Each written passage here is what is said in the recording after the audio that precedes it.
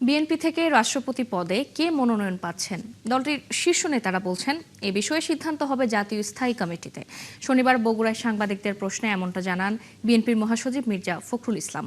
এদিকে ঢাকায় প্রধানমন্ত্রীর রাজনৈতিক উপদেষ্টা রুহুল কবির রিজভী জানান সাবেক প্রেসিডেন্ট মোহাম্মদ শাহাবুদ্দিনের বিচার নিয়ে স্থায়ী কমিটিতে আলোচনা করে সিদ্ধান্ত নেওয়া হবে। আরও জানাচ্ছেন মাহিলা ইসলাম।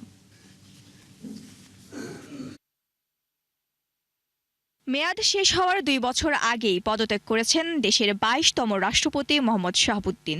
এখন নতুন রাষ্ট্রপতি নির্বাচন নিয়ে শুরু হয়েছে রাজনৈতিক হিসাব নিকাশ। বগুড়ায় এক অনুষ্ঠান শেষে এ নিয়ে বিএনপি মহাসচিব মির্জা ফখরুলের কাছে জানতে চান সাংবাদিকরা। তিনি জানান এ নিয়ে তারা আলোচনা করে সিদ্ধান্ত নেবেন। বিএনপি সভা করবে, মিটিং করবে, স্ট্যান্ডিং কমিটি মিটিং হবে, বিএনপির ডিসিশন হবে, এরপরে জানতে পারবেন। সংবিধান অনুযায়ী যে সমস্ত নিয়ম আছে সেগুলো মেনে দল যা সিদ্ধান্ত নেবে সেটাই হবে। এদিকে জিয়া উদ্যানে রাষ্ট্রায়ত্ত 12 প্রতিষ্ঠানের নবনিযুক্ত চেয়ারম্যানদের নিয়ে জিয়াউর রহমান ও খালেদা জিয়ার সমাধিতে শ্রদ্ধা জানান প্রধানমন্ত্রীর রাজনৈতিক উপদেষ্টা রুহুল কবির রিজভী। তিনিও জানান রাষ্ট্রপতি বিষয়ে আলোচনা করেই সিদ্ধান্ত। উনি যেটা লিখিতভাবে গণমাধ্যমে সেটি জানিয়েছেন, সেটি হচ্ছে তার গুরুতর শারীরিক অবস্থা অবনতি হয়েছে, তো সেটাই আমরা জানি এবং সেই কারণেই তিনি পদত্যাগ করেছেন। পদত্যাগের আগে এবং পরেও মোহাম্মদ শাহাবুদ্দিনের বিচার চাইছে বেশ কয়েকটি রাজনৈতিক দল, তবে এ নিয়ে কোনো অবস্থান জানায়নি বিএনপি।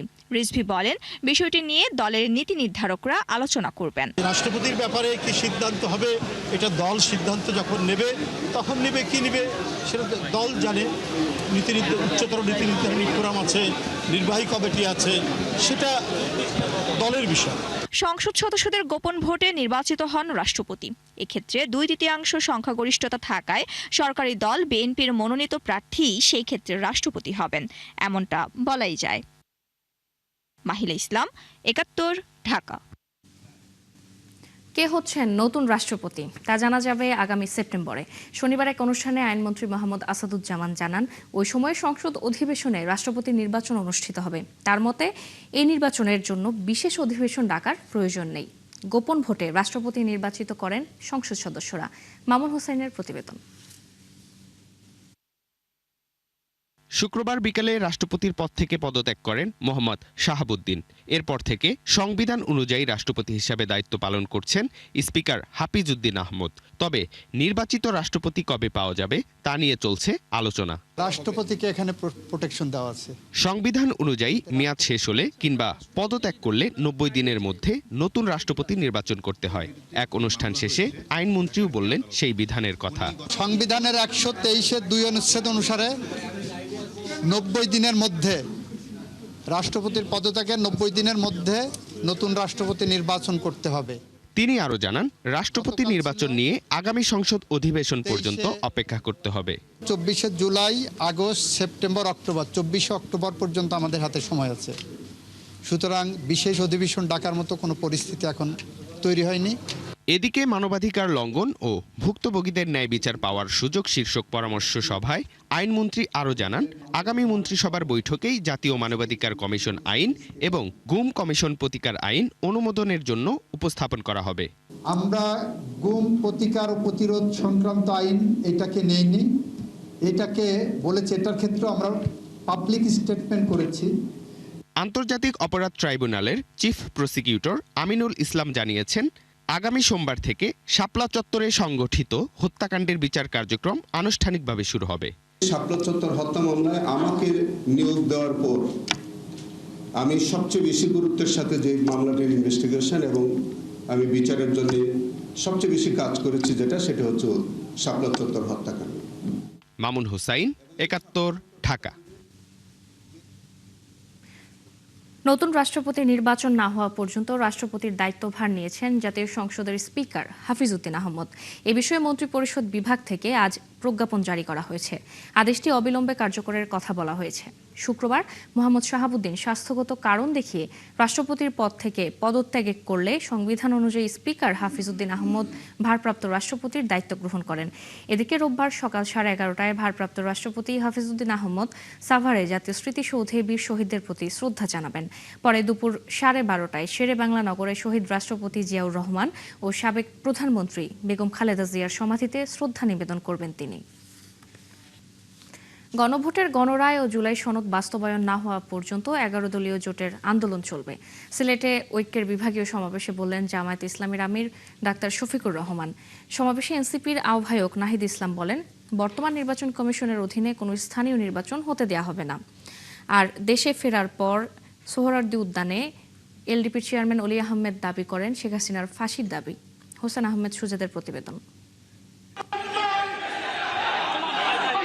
দুপুর থেকেই 11 দলীয় ঐক্যজোটের বিভাগীয় সমাবেশে যোগ দিতে মিছিলে মিছিলে দেশের বিভিন্ন জায়গা থেকে আসতে থাকেন জামায়াত, এনসিপি সহ জোটের বিভিন্ন পর্যায়ের নেতাকর্মীরা।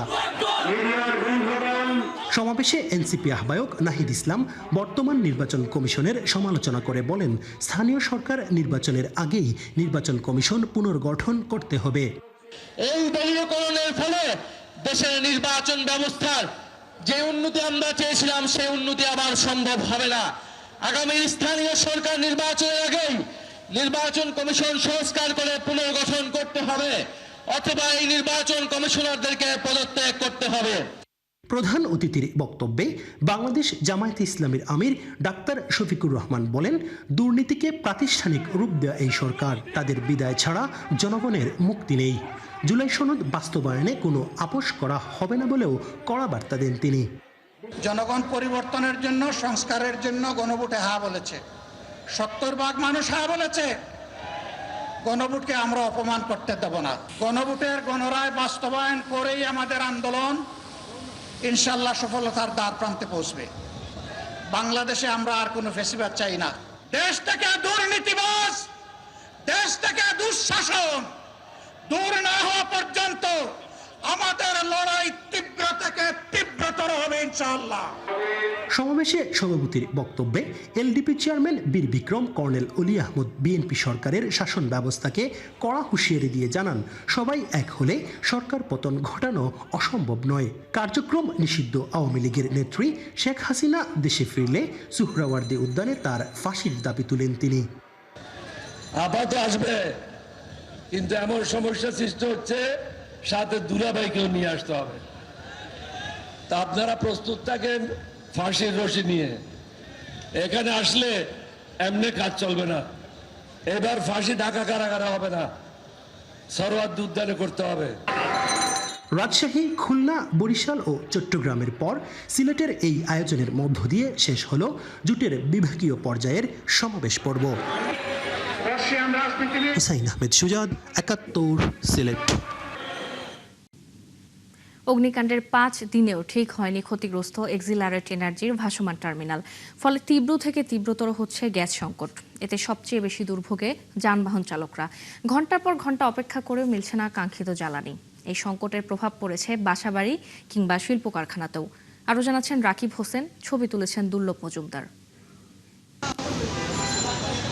রাজধানীর নিকুঞ্জ এবং খিলক্ষেতের মাঝামাঝি এই সিএনজি পাম্পটিতে বেলা 11টার দিকে বন্ধ হয়ে যায় কম্প্রেসার মেশিন। থমকে যায় যানবাহনে গ্যাস সরবরাহ। ফলে চরম ভোগান্তিতে পড়েন গ্যাসের জন্য লাইনে থাকা চালকরা। 2 ঘন্টা আমি সিরিয়াল থেকে মেশিনের সামনে আসছি, মেশিন হঠাৎ করে মেশিন বন্ধ হয়ে গেছে। এখন আমি গ্যাস পাইতেছি না। খিলকে যাইতে পারি না, এই কুড়িল বিষয়টা আমার গ্যাস শেষ হয়ে গেছে। আরেকটা গাড়িতে বাইন্দা আমি গ্যাস পাম্পে নিয়ে এলাম। আইনে যে রয়েছি যে গ্যাস নিমু, এখন আমি যে আমার পকেটের টাকা আছে 100 টাকার গ্যাস নিমু, অন কি গ্যাস নিয়ে গ্যারেজে যাবো না কি করবো? গ্যাসই তো পাইতেছি না, কোন দিকে যাবো আমি? ঢাকার শহরে কোনো পাম্পে আমরা গ্যাস পাইতেছি না, আমরা গাড়ি চালাইতে পারতেছি না। সাধারণত সিএনজি স্টেশনগুলোতে গ্যাসের অনুমোদিত চাপ 15 PSI, যদিও স্বাভাবিক সময়েও পাওয়া যায় না 10 PSI এর বেশি। কিন্তু গেল 5 দিন ধরে তা নেমেছে 5-এর নিচে। ফলে আচমকা বন্ধ হয়ে যাচ্ছে কম্প্রেসার মেশিন। আমাদের এখানে ম্যাক্সিমাম 15 PSI গ্যাস থাকার কথা, কিন্তু বর্তমানে এখন 2-এর নিচে আছে। এই কারণে আমাদের 2টা মেশিন চলতেছে না, অটোমেটিক্যালি বন্ধ হয়ে গেছে। 2টা মেশিনে কমপক্ষে নিচে হলো আমার 10 PSI প্রেসার দরকার, সেখানে আমার আছে 2-3 হলে মেশিনটা যখন আমি রানিং করি তো 0-তে চলে আসে। কিছু স্টেশনে গ্যাসের সরবরাহ থাকলেও কম চাপের কারণে ভোগান্তিতে চালকরা। বাড়ছে ব্যয়, অপচয়, কমছে আয়, নষ্ট হচ্ছে কর্মঘণ্টা। গ্যাসের এমন সংকটে দুর্ভোগে পড়েছেন বাসাবাড়ির গ্রাহকরাও। যদিও গ্যাস 2-3 হাজার টাকা লাগে, ওখানে 200-300 টাকার উপরে আমরা গ্যাস পাই না। আমরা 1 ঘন্টা 1.5 ঘন্টা চালে আসার পরে দেখি যে আবার গ্যাস শেষ হয়ে যায়। গ্যাসে কোনো প্রেশার পাওয়া যায় না, কোনো উন্নতি নাই।